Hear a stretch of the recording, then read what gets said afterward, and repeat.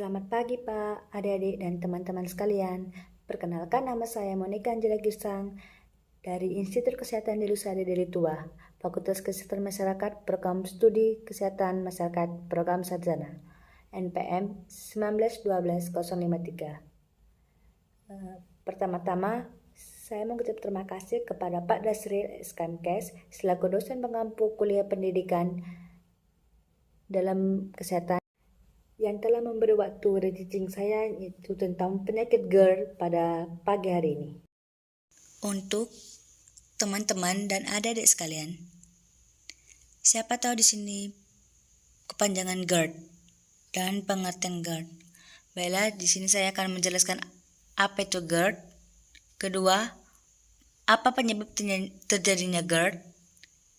Ketiga, apa tanda atau gejala terjadinya GERD. 4. Bagaimana diagnosis penyakit GERD. Kelima, bagaimana cara pengobatan GERD tersebut. GERD merupakan gastroesophageal reflux disease atau sering kita sebut sebagai penyakit lambung yang pengertiannya di mana kondisi asam lambung naik kerongkongan yang menyebabkan munculnya rasa terbakar di dada yang biasanya disebut dengan heartburn. Penyakit GERD itu suatu keadaan patologis sebagai akibat reflux kandungan lambung ke dalam esofagus yang menimbulkan berbagai gejala yang mengganggu trombolisme yang menyebabkan komplikasi. Selanjutnya, di sini saya akan menjelaskan apa penyebab terjadinya GERD. Berikut saya akan menjelaskan penyebab terjadinya GERD. Yang pertama, disebabkan kondisi kesehatan seseorang. Kedua, gaya hidup atau kebiasaan yang buruk. Ketiga, GERD disebabkan karena kelemahan atau kegagalan relaksi dari cincin. Keempat, kerusakan sphincter esofagus bawah. 5. Obesitas. 6. Itu efek samping obat-obatan seperti yang berpenyakitan. 7. Merokok. 8. Hernia hiatus. 9. Kehamilan. 10. Asma yang bisa menyebabkan terjadinya GERD.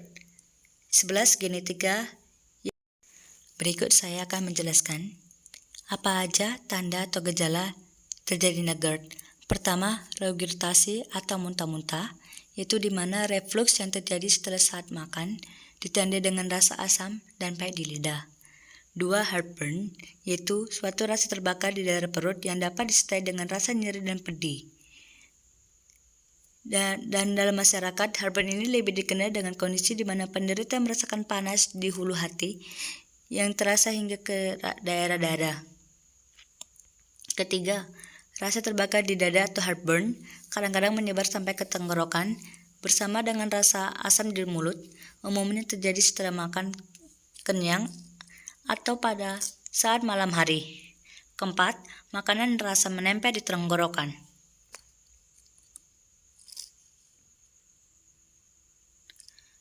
Slide selanjutnya. 5. Radang gusi atau erosi enamel gigi. 6. Kesulitan menelan atau disfagia. Itu perasaan seperti ada benjolan di tenggorokan. 7. Batuk kering dan nyeri dada. 8. Suara serak atau sakit tenggorokan di pagi hari. 9. Mulut terasa asam atau bau mulut. 10. Terasa tak nyaman atau ada benjolan di tenggorokan setelah menelan. 11. Gangguan pernapasan tidur di malam hari. 12. Sering bersendawa. 13. Kerusakan gigi karena sering terkena asam lambung. Baiklah, selanjutnya. Baiklah, di sini saya akan menjelaskan slide saya berikutnya. Bagaimana mendiagnosis penyakit GERD tersebut. Pada teman-teman dan adik-adik sekalian, ada tahu bagaimana cara mendiagnosis penyakit GERD tersebut? Baiklah, di sini saya akan menjelaskan. Pertama, endoskopi. Endoskopi dilakukan dengan cara memasukkan sebuah tabung lentur yang dilengkapi kamera kecil dalam kerongkongan. Kedua, esophageal manometry, yaitu prosedur esophageal manometry yang dilakukan dengan memasukkan tabung lentur ke dalam kerongkongan. Ketiga, pengukuran pH esofagus, yaitu pemeriksaan ini dilakukan dengan cara memasukkan monitor ke dalam kerongkongan guna mengetahui kapan asam lambung naik ke asam kerongkongan. Keempat, tes pencitraan.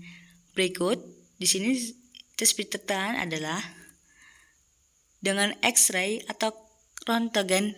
Atas sistem pencernaan dilakukan untuk melihat gambaran keseluruhan kerongkongan lambung.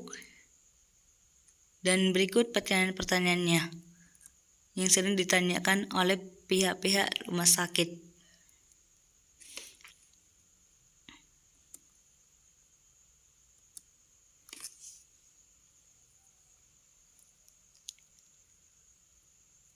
Supaya para yang penderita GERD mengetahui ciri-ciri dan mendiagnosisnya. Baiklah, di sini saya akan menjelaskan bagaimana pengobatan GERD. Pertama itu, konsumsi obat-obatan tanpa resep. Sebagian besar obat GERD bekerja dengan mengurangi jumlah asam yang dihasilkan oleh lambung. Kedua, konsumsi obat dengan resep, yaitu obat-obatan tanpa resep terkadang hanya meredakan gejala, tetapi tidak mencegah kambuhnya GERD. Pada kasus seperti ini, Anda mungkin membutuhkan obat dengan resep yang efeknya lebih kuat. Ketiga, inkubator pompa proton atau proton pump inhibitor atau PPI, itu obat asam lambung jenis PPI bekerja dengan menghambat pompa ion di lambung sehingga asam lambung bisa berkurang. Keempat, penguat sphincter, itu obat penguat sphincter diberikan untuk mengurangi asam lambung dan memperkuat tekanan sphincter. Kelima, tindakan operasi. Operasi merupakan cara lain untuk bisa ditempuh.